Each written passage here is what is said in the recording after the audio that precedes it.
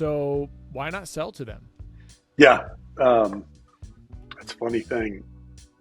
I will never sell to them, one. So put it in your podcast. I have taken a strong position on this. I became an optometrist because my dad was an optometrist, and my dad was an independent optometrist, able to, build relationships with his patients, and that's what mattered. I make a good living. I can pay my bills. I got, the things I want to have. My daughter's a first year optometry school student. She's going to be an optometrist. That's, nothing more rewarding as a parent, seeing that happen. It's a money thing, right? I mean, and frankly, I'm not motivated by money. Hello and welcome to the Chris Wolfe Podcast on iCode Media. Today I had a great conversation with Dr. Ryan Powell. He has become a friend, a colleague, and a mentor to me over the years. We had a great conversation about his idea behind distribution centers within each individual practice so that you can fulfill things that your patients need in your practice, but also have the opportunity to not let those things kind of bog down on your shelf. So it was we had a lot more conversation that goes into private equity, goes into building a practice, growing a practice. Please enjoy our conversation. As always, be sure to subscribe to the podcast, write a review, share it with your friends, and support those who support us. Young and emerging presbyopes can be tricky. These patients want and need additional help at near, but they can be resistant to solutions that create even mild distance blur. The MyDay multifocal lens has been great for our presbyopic patients. It allows those patients to transition into a multifocal more easily. We've had this lens now for long enough that we've been able to see how simple transitions can be from an adaptation standpoint from lower ad designs to higher ad designs. The MyDay multifocal material is CooperVision's softest one-day hydrogel lens and features aquaform technology combining the unique balance of high oxygen permeability with natural wettability in one material. The result is a highly breathable lens that keeps our patients' eyes looking clear, white, and healthy. So if you haven't started utilizing MyDay multifocal in your practice, I'd encourage you to reach out to your CooperVision representative to get started.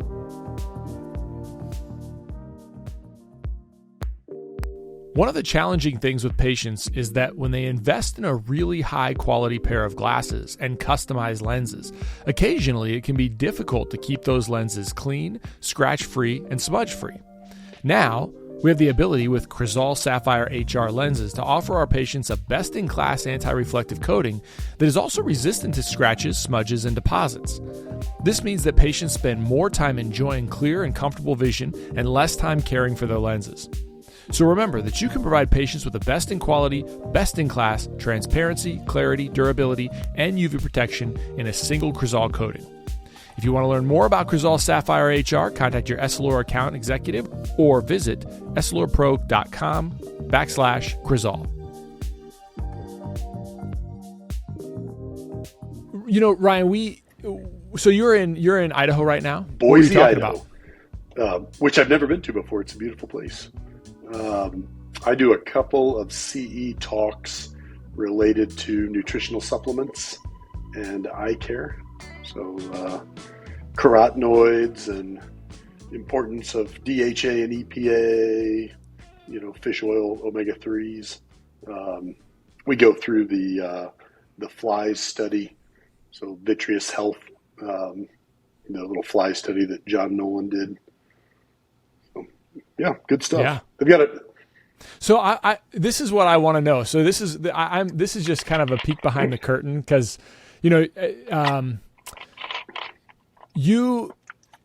what's your why behind speaking? Because I would guess that from a financial standpoint, you don't need to do it. You've got how many practices 12. now?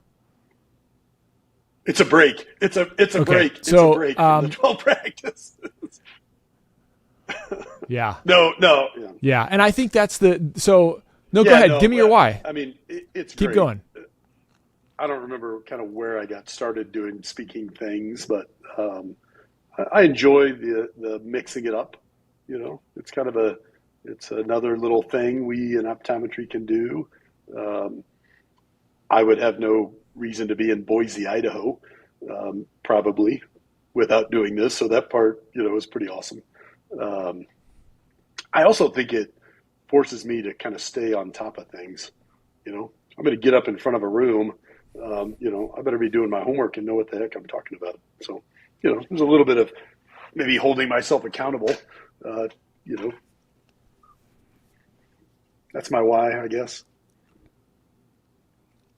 No, I think it's so that's exactly my thing, right? Like I don't have the number of practices you have, but when you look at, well, do I have to do this or do I have to do that? It really comes down to fun. Like it gives my brain a different way, like a different reason or a different thing to focus on.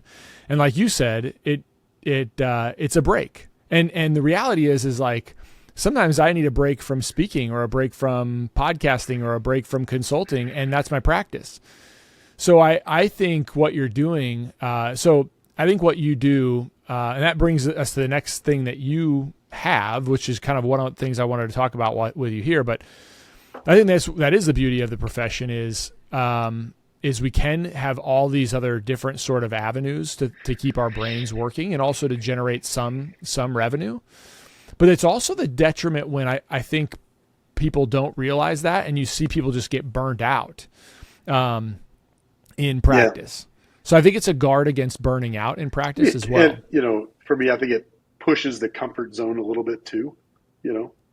I have no problem getting up in front of a group and speaking, but you go to this is the Idaho Optometric Association, so you got a room of 100 and some people there, and I think it's good for us. Push the comfort zone a little bit, make sure you're not always just cruising to the office on cruise control and going home. And so it's good. Yeah. Well, so, okay. So, as always, I'll do an introduction, afterwards.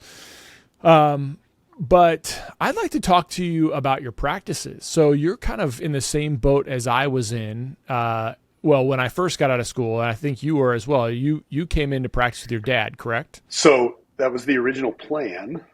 So my dad is an optometrist. When I was doing my internship rotation at Children's Mercy Hospital in Kansas City, the attending optometrist worked in a private pediatric ophthalmology practice. And so Tim Hugg was his name, but Tim Hugg offered me a job to come work in their outside the hospital practice after I got out of school. And so I called my dad and, hey, Dad, I got this job offer, which is kind of interesting because I was planning on coming back. My wife and I are both from our hometown, Maryville. And my dad said, that's a great idea. I think you should really give that some consideration. So I started out pediatric ophthalmology practice. A year into it,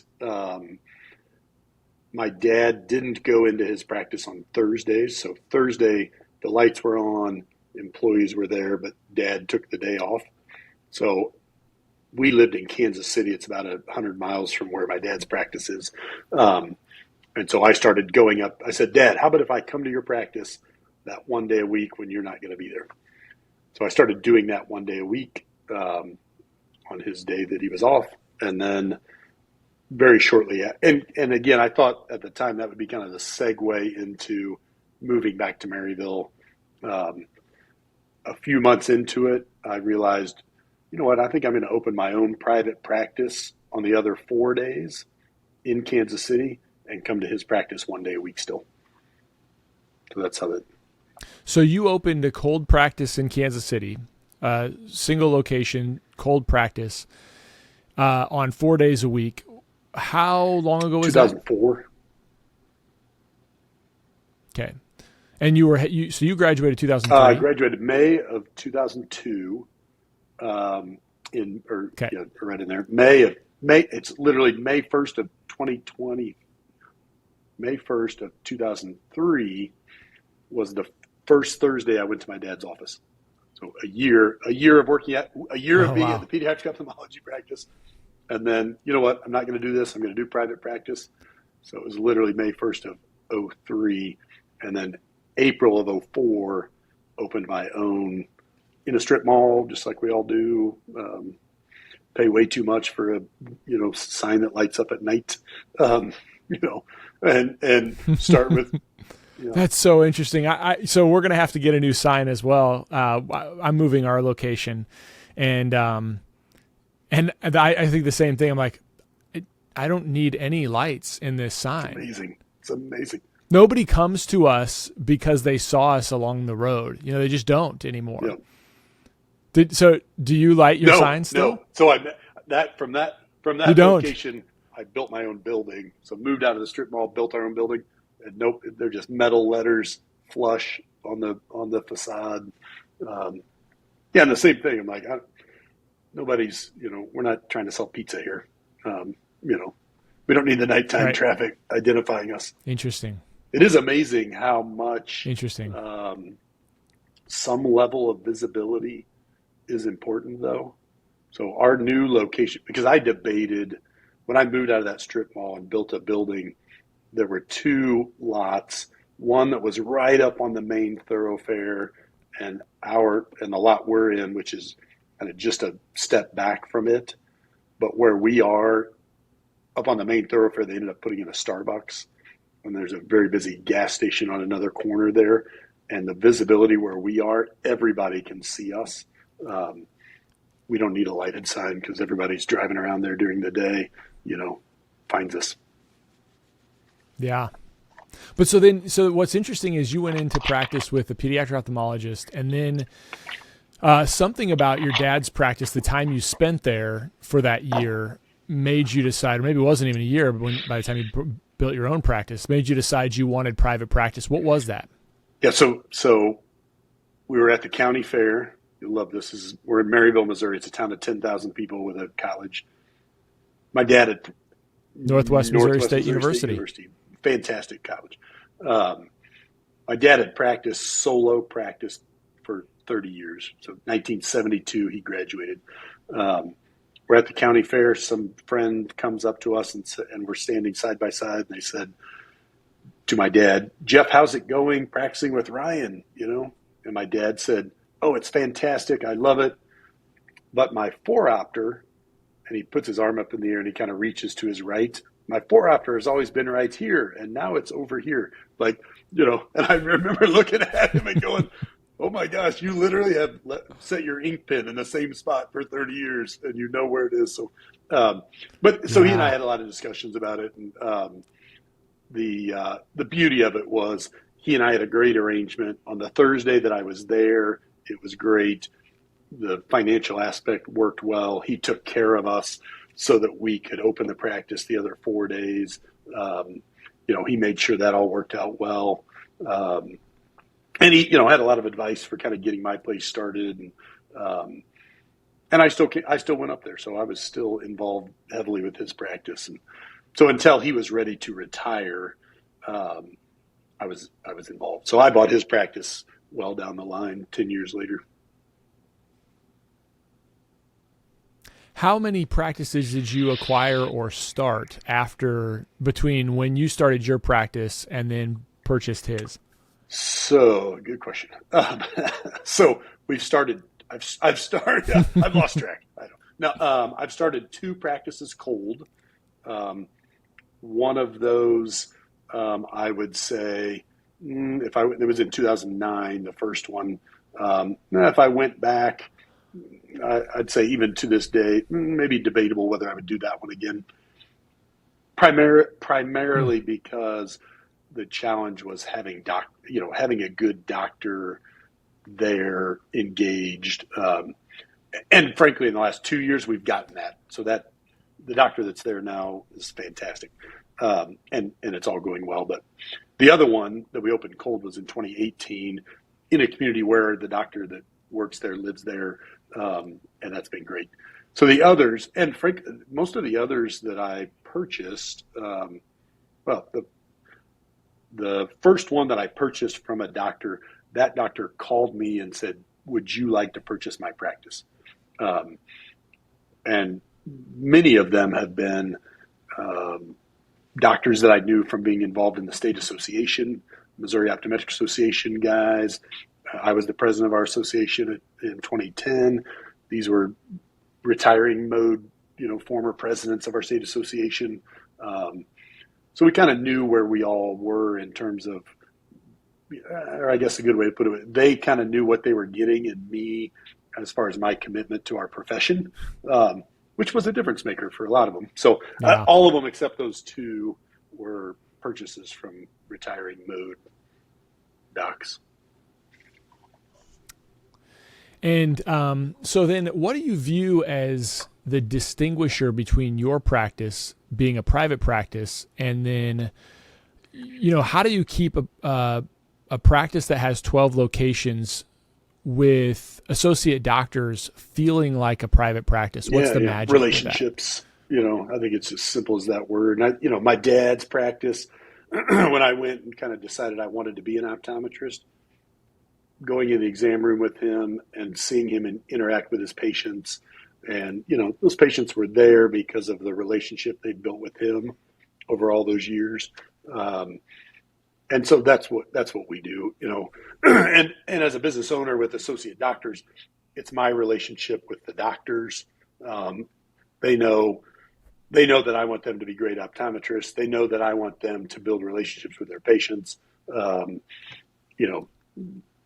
We're all focused on the same thing that eye doctors did in 1990. It's a little more complicated today, but hang your thing totally, hang your diploma on the wall, put them in your mouth, and go do eye exams. It's a tad more complicated, but at the end of the day, it's just a bigger structure of relationships. It's my relationship with my employees, and then all of our employees. We try to empower them to be good relationship builders. I think another interesting aspect, we were talking about this yesterday with some folks, corporate entity folks that sometimes focus on corporate things a little much. And I was explaining to them that we actually have a budget with each of our locations, strictly focused on community involvement, donating to charity organizations in their community, because these practices that sell to private equity and get bought out and all this stuff, that stuff goes away. The school marching band, right? Oh yeah, school marching band needs $50. Yep. So we budget all our offices to do all those things just like they're the local private practice. So that's the long answer. No, it's not a long answer. I think that's really important. And actually, you kind of brought up another, I did a podcast this week or this past week on a study that looked at what happens to ophthalmology clinics when, basically from a financial standpoint, when they're purchased by private equity. And ultimately, the outcome was that services that optometrists could perform was filtered down to the optometrist, and they were using more costly things, right? So that was an interesting one. But you brought up private equity again because you're a few years older than me. I mean, you're not a ton older than me, but you're a few years older than me. And so in your mind, there's got to be sort of this, like, the potential where you could just sell. You've got a huge practice, a number of practices that I'm sure private equity has been salivating over to be able to get into the market in Kansas City. So why not sell to them? Yeah. That's a funny thing. I will never sell to them, one. So put it in your podcast. I have taken a strong position on this. I became an optometrist because my dad was an optometrist, and my dad was an independent optometrist, able to, build relationships with his patients, and that's what mattered. I make a good living. I can pay my bills. I got, the things I want to have. My daughter's a first year optometry school student. She's going to be an optometrist. That's, nothing more rewarding as a parent, seeing that happen. It's a money thing, right? I mean, and frankly, I'm not motivated by money. Money does not motivate me in life Yeah. at all. It's I have the luxury, obviously, of not having to worry about it, but it is definitely not a motivator. And I could not look my team, my employees, my doctors in the face and tell them that I was doing that to them. I had the pleasure of spending some time a day with your staff and your doctors maybe 7 months ago now, and I'm grateful for that opportunity. And I think was a couple things that were clear to me. I mean, the first one was that what you just said is absolutely true. Your wife and you were kind of sitting in that same room with all of your team members, quietly letting them run the show, which I thought was really showed your leadership in a way that most of us don't really think about a lot. Is that I don't have to be the front guy all the time. I can let other people be motivators and be. And I can look at other people and what they do well and let them do that well. And I think you do that amazingly. And the other thing I noticed was that, you said it, each one of those practices had a little different feel. I would be engaging with different ones of those practices, and you could feel the difference in the way those practices are. And I think that's the key. Like, if you were private equity, if it was Ryan Powell private equity, that's not how it would feel. They would all feel the same. They would all have their corporate mantra. They would have been shouting, whatever the thing is that they shout at the beginning of the meeting, right? Whatever it is, which is endearing if it's one or two practice locations. But if it starts to get too big, it's like, oh, that's kind of weird, and you can feel it. People don't really feel that way, but they're going to do it because they have to. And so I think you said that. The other thing that I think was really interesting is when I met with your doctors, they were engaged as if they were owners. They were engaged as if they were owners. And again, I think that's something that would not happen if they were part of private equity. And I think you could say all you want to about, like you said, people, if they just really want to do a good job and they want to come into work, but it becomes much more transactional when you're working for a big entity as opposed to like, hey, I know Dr. Powell, I know his wife, I know his kids, I know what they want to do for the community, and I see what they're doing for the community. I see them hold their hands. I didn't see this, but I'm assuming I know what kind of guy you are.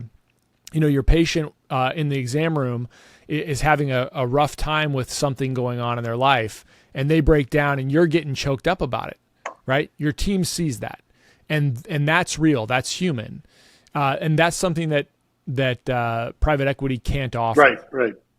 One point that you touched on there that I think is great too. I thought, when I started having multiple practices, I'm going to make these all the exact same. Like that was kind of what I thought, we need to all do this way. And I learned that's not the way to do it. Like that, if you do that, you lose all those things you were just talking about.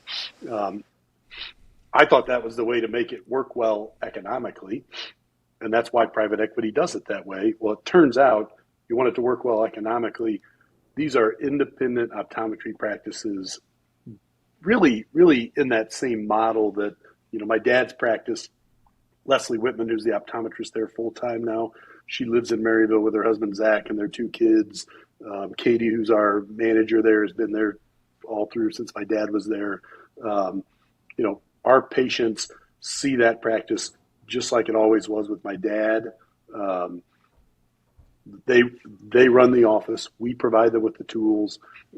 We have doctor meetings where we try to elevate everybody and build everybody up. You've got those relationship things are just the key to success. And I think that gets lost sometimes. You start getting more urban practices, and you kind of go, we're just, our practices in Kansas City. These practices aren't. That's for the rural folks. No, your urban practices, because those patients are going back to work, they're sitting next to their friends at work. That's how you build your practice. They're sending the folks to you. And you got a reputation, I mean, we want to have a reputation. It's interesting when you say, like, sitting around that doctor table with our team.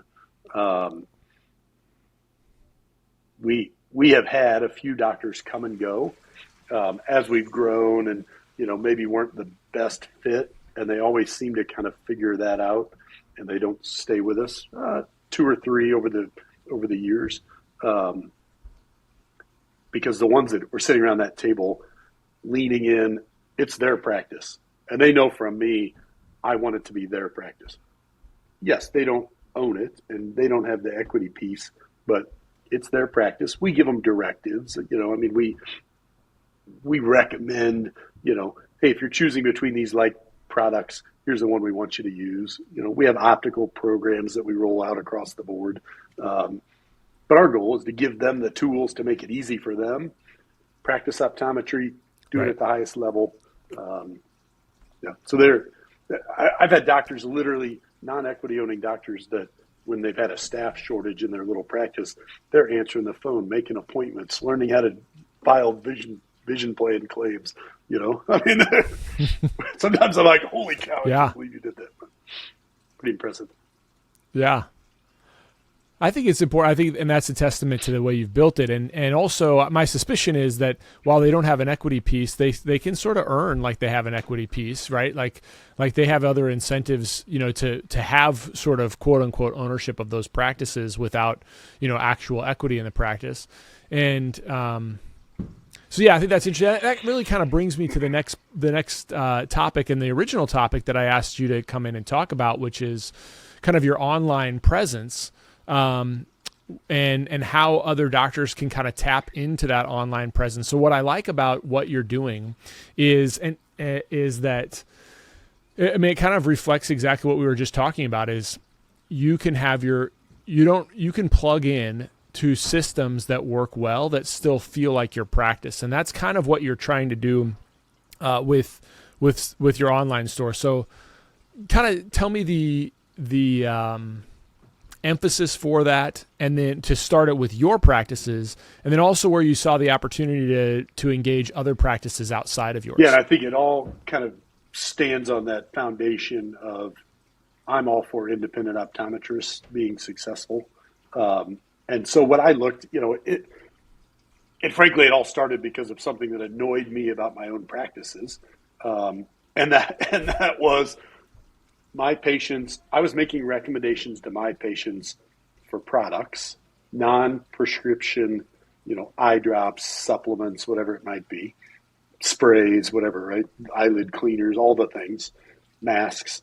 So I would make a recommendation to my patient, and then my patient would say, okay, where do I get that? I'd say, well, right, we have some of these items, so here's the ones we have. Or you can go to the big box retailer down the street and get it.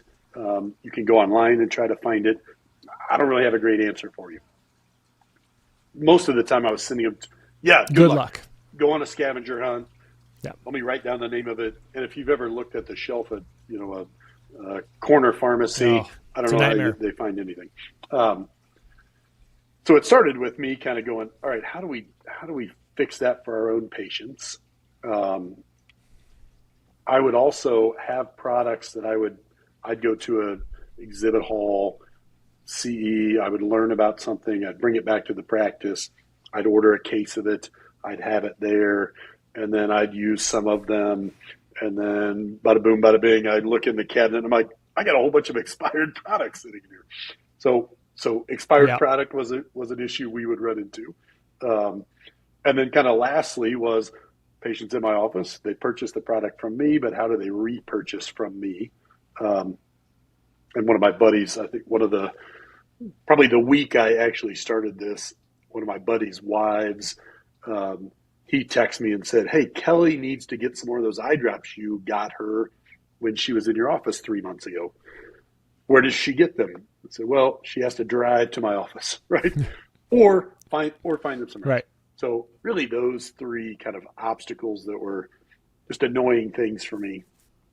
And frankly, the original, so the e-commerce platform is called theeyedoctorshop.com, But what I did initially is I created an e-commerce platform, and I thought, I'll just make this for my own patients, just so my patients can get the stuff that I'm recommending to them. And it was kind of this janky looking site, but it did the job, but it was, this isn't real good. And so I realized, all right, if you want to make it, I mean, if I was my patient, would I get on there and order something? I don't know. I'm not completely sold on that. So I realized I need to put a little money into that, make it look professional, make it look good. And then I started thinking, man, there's a bunch of products. I always think of like Lumify as a good example. There's a lot of products that I would recommend to my patient. Hey, I use Visine. Okay, well, here's a better option for you. But we weren't carrying them in our practice and weren't, trying to actively move them. But I knew if I told my Lumify patient, go to Costco and get your Lumify, that they were going to become a targeted eye care customer of Costco or Walmart. Yeah. Now buy your contact lenses there. Now buy your glasses there. Now do everything. So the initial thing I realized was, well, I got a buddy that carries Lumify in his practice. Why don't we just have him supply the Lumify? Hey, here, I recommend Lumify. Here, you can order it online. Here's where to get it. And I give him a site, and then my buddy's practice takes care of supplying the Lumify. So the model we have now is, and if you look on the eyedoctorshop.com, there's a list of what are called member doctors. And so those doctors, they have the option, if they want to use products that they carry in their practice to fulfill orders that come into the eye doctor shop. Super interesting. Yeah. Super. So it gives them a second avenue of sales. So then, yeah. And when they fulfill that, then who captures the? So if it's my patient that goes and fulfills it on my eye doctor, on the eye doctor shop, and your office fulfills that with your stock, do you get the revenue? Do I get the revenue? Yeah, how does that work? How it works. So someone places an order with the eye doctor shop. We pop it up, and let's say it's some supplement that we, and let's say it's your patient. They get on there, they order this up. Yep. Let's say it's Lumify, just to make it easy. And it's your patient. Yep. You told them to get Lumify. They get on there, they order Lumify, and we have some practice wherever pull it off their shelf and send it to them. The eye doctor shop buys that Lumify from that practice.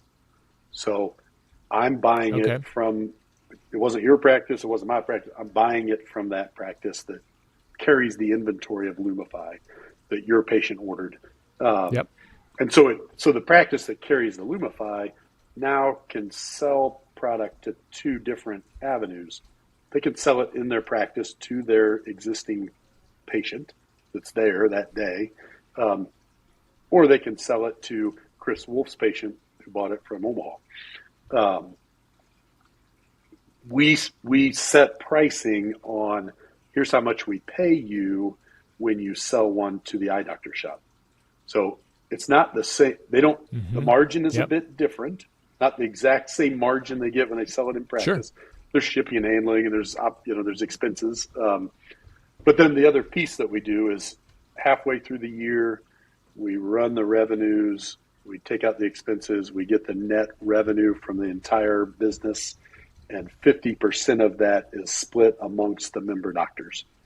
So any sales that have come through, all go to the top line, take out the expenses, and we pay for the so twice a year they'll get a check for 50% of the sales. I would say at this point that number is, so we charge a $350 annual fee to the member doctors. I view that as a marketing, that should come out of their marketing budget. So we link our site with their office and their office website. We do a monthly newsletter where we newsletter blast out to all the email folks that have signed up, which is growing and growing. And so, Yeah. and so essentially the $350, I think last year, the total that got paid back out was $742 or something like that. So covered the 350. Okay, a little bit extra, that's fine. So being a member doctor was free, and yeah, maybe it got a little more. And some of the doctors do no fulfillment at all. They say put me on there. I just want to be on there. Yeah. Some of the practices have added products to their practice that they were nervous about carrying because they really liked the product. They wanted to recommend it to their patients. They knew that handing a bottle to the patient in the practice was the best way to ensure compliance with the product.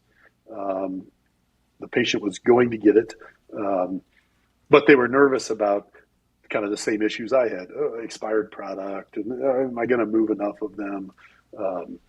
And so we've definitely, there are a number of practices that are member doctors that have gotten on board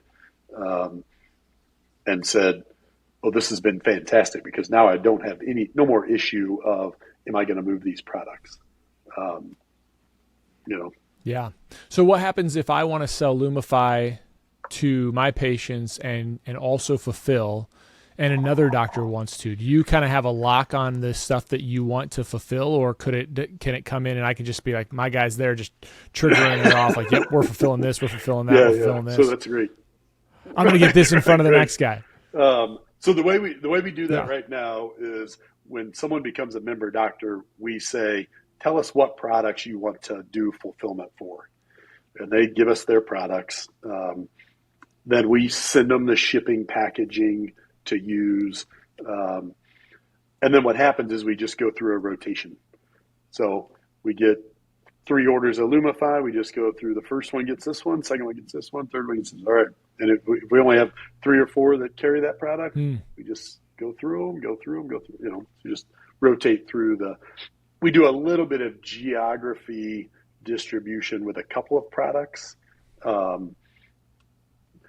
This office is in the South and they carry a certain product, and this one's in the North, and we'll try to do that just to help with shipping and handling has gotten a little crazy. So that's a big challenge, but most of our sales, and I think my big dream here would be we start connecting consumers to the doctor's practices. So, and the reason I consider it this marketing, your patients are you'll get some purchases through the site from your own patients. We don't have very much, I'd say we have a small number of my patients that are actively reordering things from the eye doctor shop. Yeah, they do, a few of them. But it's more expensive. I mean, they pay shipping when they order through the site. Yep. The cost of the product is more when they purchase it at the site. It's less expensive when they purchase it in my office. So most of them want to purchase in our practice because it's less expensive, and frankly, the cost is much better. Which I tell them up front. I'm like, you can reorder here. So when I have a patient in my office, I say, hey, when you need more of this, there's 2 options. Swing back by, we'll get you some more, or here's the online option. We give our doctors a discount code. So you would, Powell 10, for example, I would write down discount code Powell 10. So one of my patients can put in a 10% discount code. So it helps them a little bit, but they're still paying more. And frankly, we want to push the price online. We want the doctors carrying the products in their practice, moving them in their practice.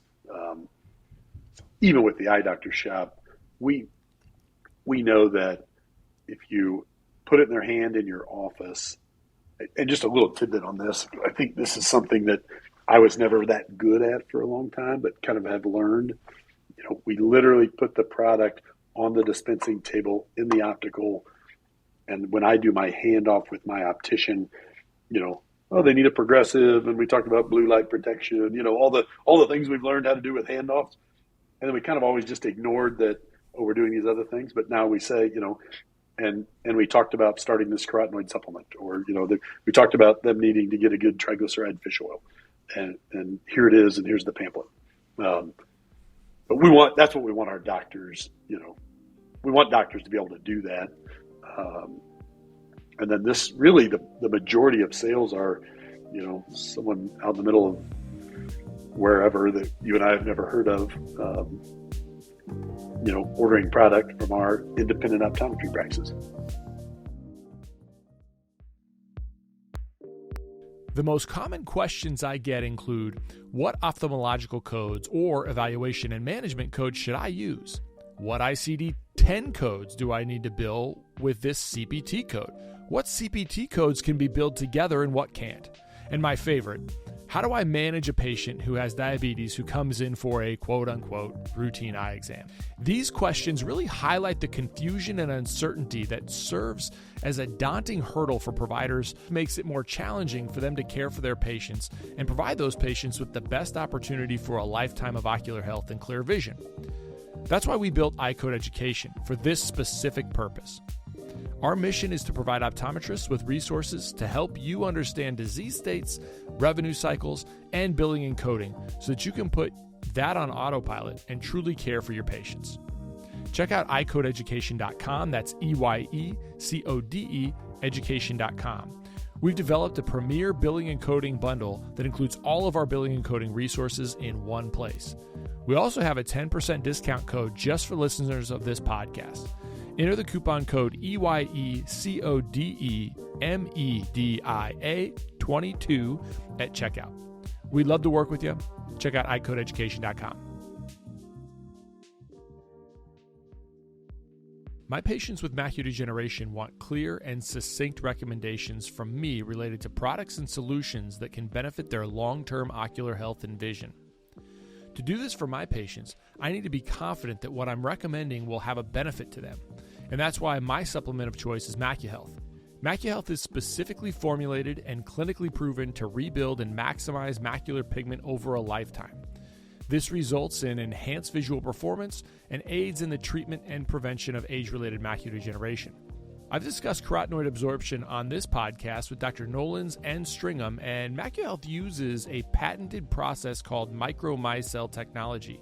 And this technology is clinically proven to increase carotenoid concentrations at the target tissue and deliver the highest level of bioavailability studied to date.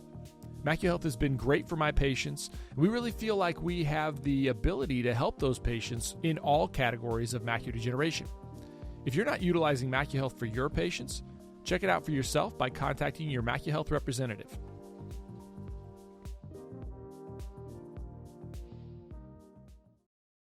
Couple things with that. The first point that I wanted to hit on was, I think it's super key. Like for me, what I'll say is, it's always, when I give these, when people hear me talk, I'm always talking to Mrs. Smith, but Mrs. Smith, we talked about some of the microorganisms along your eyelids and lashes, and the way we battle this is X, Y, and Z.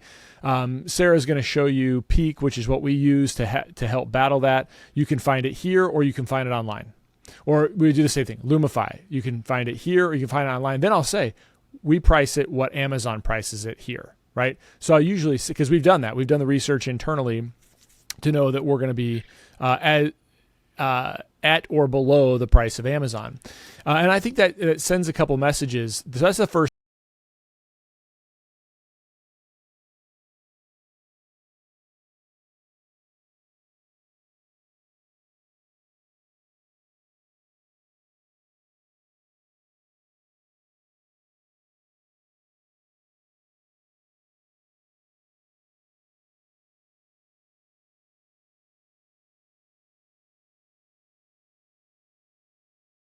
Pocket at the end of the year. It is good. I mean, it's money. It's good money.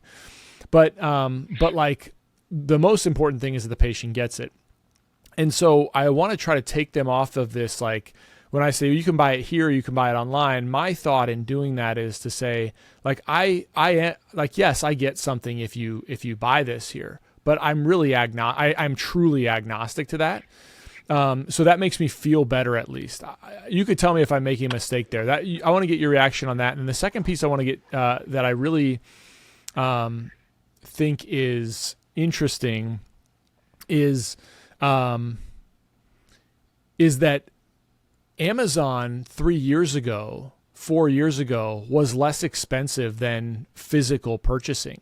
But I read an article yesterday or the day before. It is not less expensive anymore. In fact, they've driven the cost up of so many items, and people have just absorbed it. They don't even think twice anymore because they think it's more convenient, et cetera, et cetera. So this idea that you have of saying, look, we are less expensive in person than if you have to ship things, and you don't have to be apologetic for it, and you don't have, and people sort of have already wrap their hands around that. Yeah. So I like your perspective on both of those. We want our patient to get the right product. So I think two things. One, we want you to get what we're recommending. And we really, I view it, when I'm working with a patient, I'm educating them. They get to choose what they do with they're paying me to tell them what I know. And so I'm telling them what I know. And then they get to choose, right? Do I do that? Do I do something else? Do I take the fish oil you're talking about, or do I go get whatever other fish oil I want? I don't care. I want them to know the information and make the best choice, right? The financial side is not insignificant. Right. We're not building our practices on selling these things, but we do want to move the products that we write pretty good size checks to purchase the products that we have in the practice. So we definitely want to be making sure they're not sitting around doing nothing. I think it's interesting with our patients. I think they've gotten to know when they see me as a patient, I'm an open book. I'm just going to tell you all these things.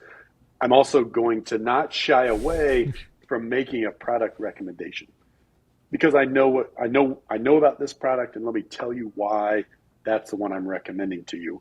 Here's what's in this one that's maybe not in others, and the one I'm recommending might be really pricey, but here's why it's pricey compared to something else you might go find. So I think giving them that information, and then most of them kind of look at you like, where do I get can you write, you'll hear this, right? You'll hear this. Yes. Can you write that down for me?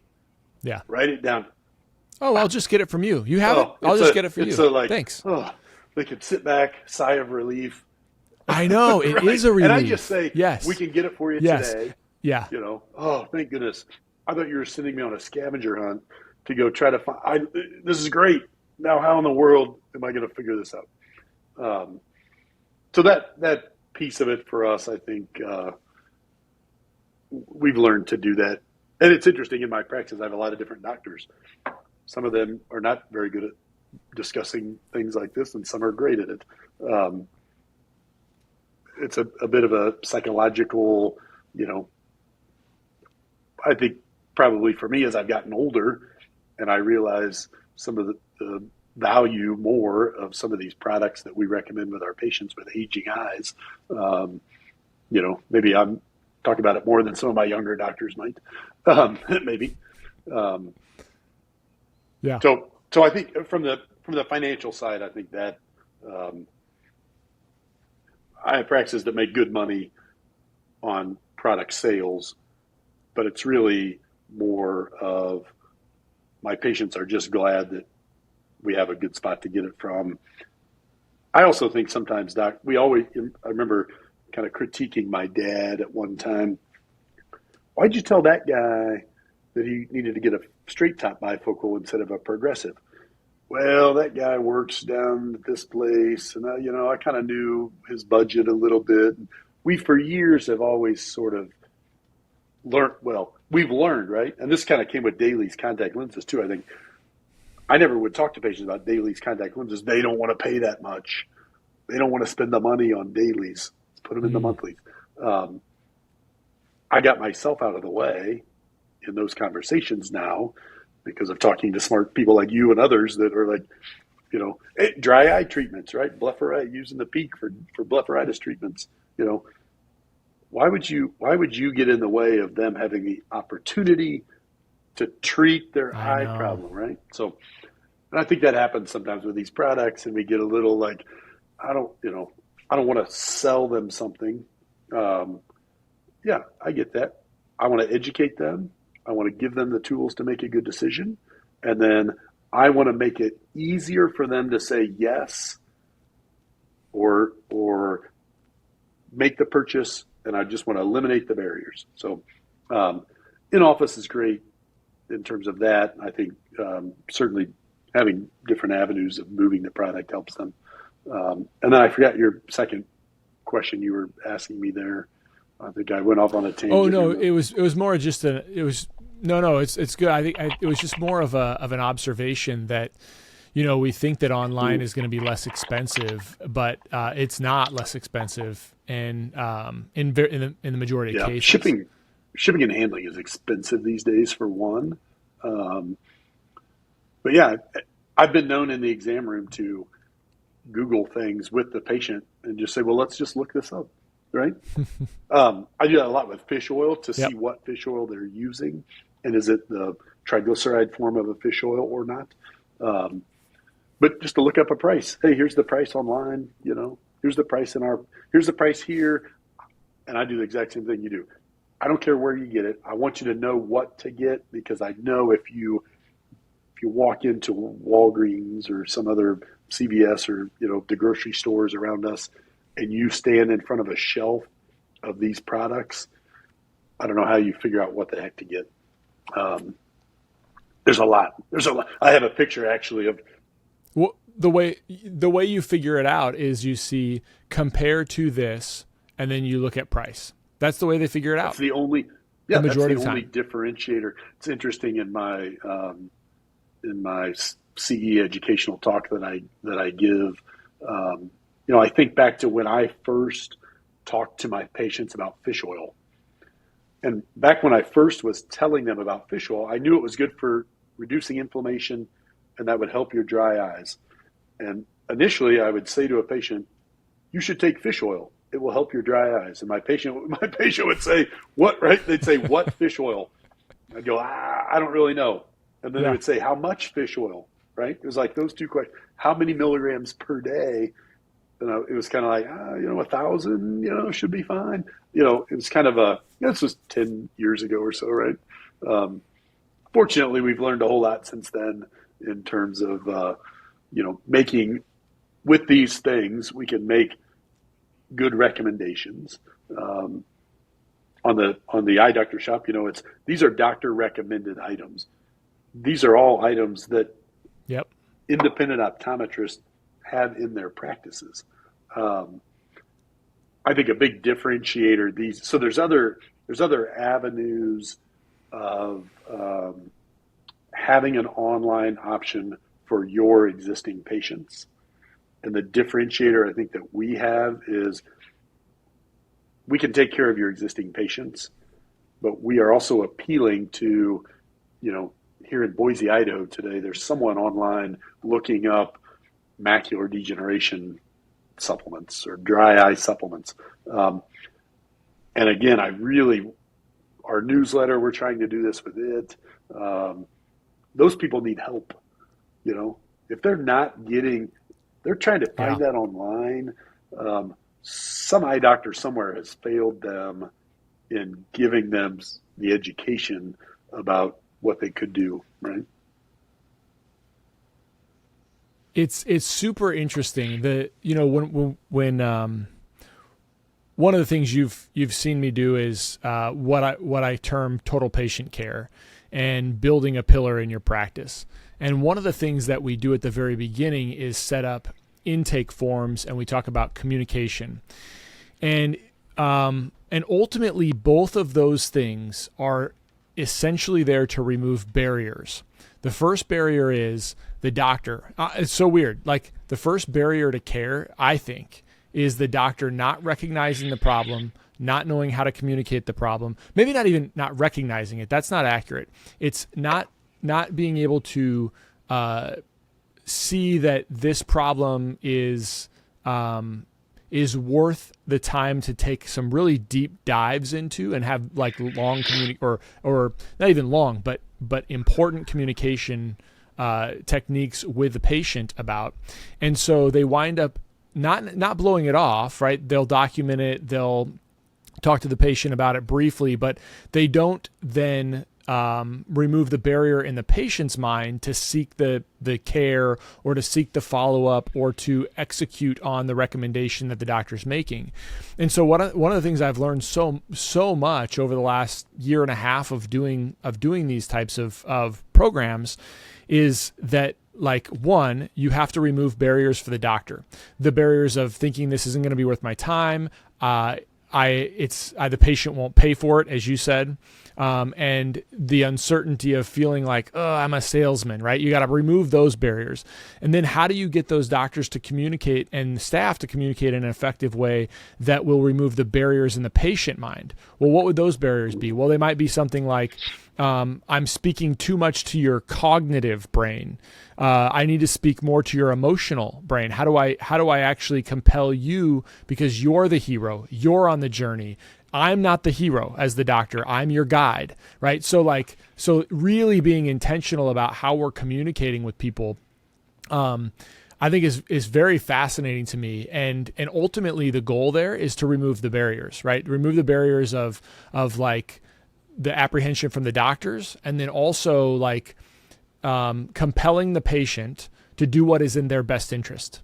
Right. And maybe even just making the decisions that are in their best interest, not by like artificially swaying them with weird tactics. That's not what I'm saying.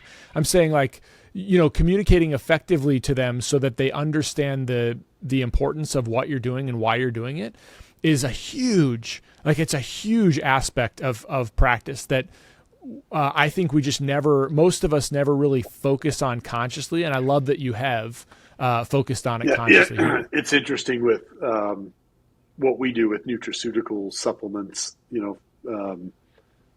I was at a CE listening to a PhD talk about the benefits. And at the table I was sitting at, it was myself and 3 other optometrists. We were all for taking these things ourselves. None of us with, severe eye problems, none of us, with any medical reason that we needed them. All 4 of us were taking these supplements because we had attended enough optometry educational events to understand what they were and all the benefits. And I remember, after I left that education, went back to my practice and thought, I've got to do a better job. Somehow I've got to take what I've learned in hours of CE, and I've got to get that down to a simplified way for me to explain this to my patient in a shortened, after we've done talking about their multifocal contacts. Now I'm going to explain to you why this will help you and what it is. And all I want to do with my patients is start to arm them with some of the education that that I've gotten. So again, like you said, they can make the decision. My relationship with my patients is built on trust. I don't mind. This is also, I think I always use this sort of analogy. You're not asking the girl to prom or the guy to prom when you were in high school. And when they say no, it's total rejection, right?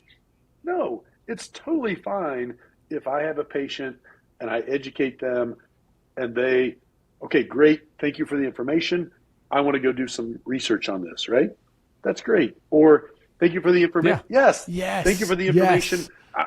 I'm not ready. Yeah. I don't know. Right. Great. That's totally fine.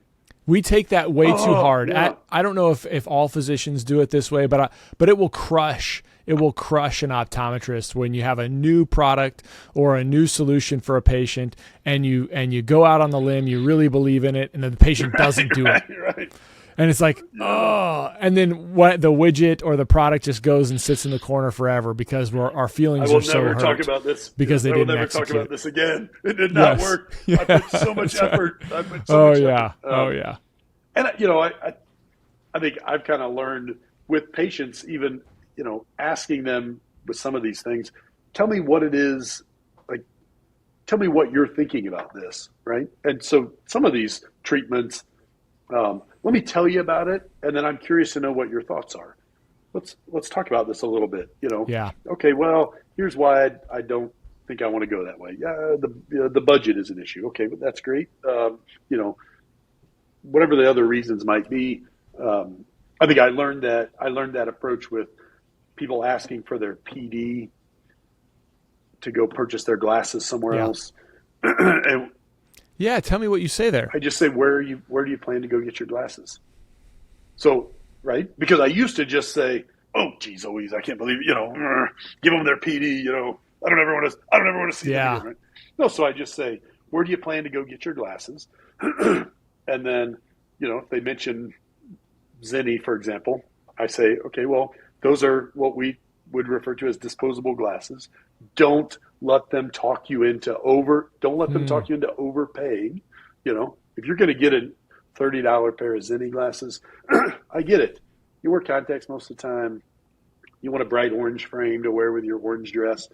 You don't necessarily need to get a pair of my optical for 30. You're not going to get a pair for $30, right? So right. I understand right. that. If they say, this literally happened, I'm getting them at Warby Parker. And I said to this young lady, why are you getting them at Warby Parker? And she said, well, Warby Parker, when you purchase a pair there, they donate a pair to someone who needs them. And I said, I think, which we've all, right? Because Warby Parker is a marketing company. They're a marketing company. And they knew the hook is in the mouth of the millennial if you tell them you're donating a pair. So I told this young lady who happened to be a teacher, I said, I think that's a fantastic marketing plan that they have. I said, I don't know if you know this, but I actually come to your school where you work, and we donate glasses to kids at your school. I just don't use it as a marketing thing.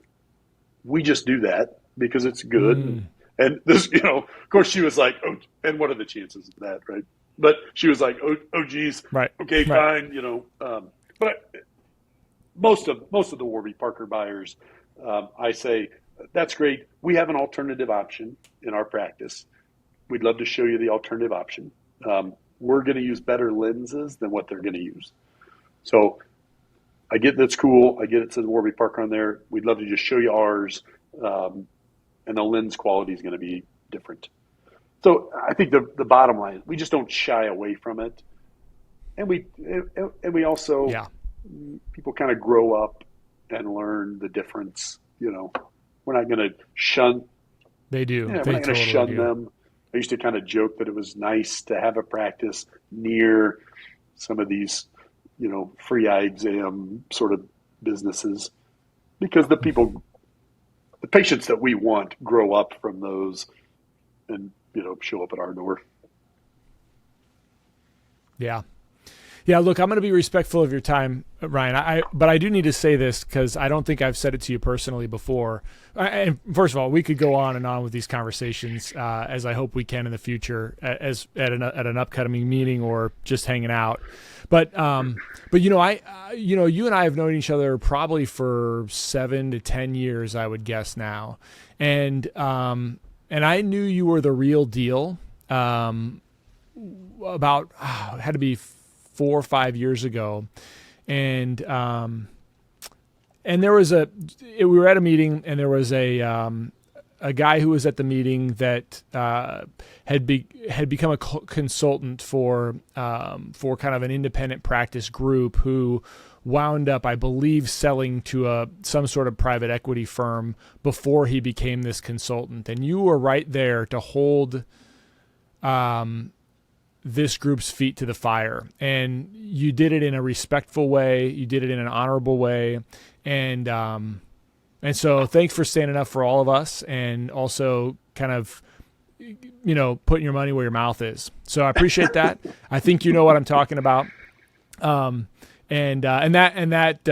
that said a lot to me. And I think as I've watched over time our friendship grow, and I view you as a mentor and a colleague and a friend. And so I just want to say thanks for everything you do every day. I think it makes it easier for all of us to practice the way we practice. Thank you. So thanks, man. Thanks for coming on. Smart friends like you that I can listen to on these podcasts when I'm driving from Kansas City to Maryville. Teach me how to do this thanks. thing. So, thanks. No, I appreciate that. You're great. Love this. Love this. This podcast has been fantastic, by the way. You got some good stuff going on there. And I know you're I know your practice is rocking and rolling. So, yeah, thanks for letting me chat with. Yeah, thanks for letting me chat with you for a little bit. Appreciate it.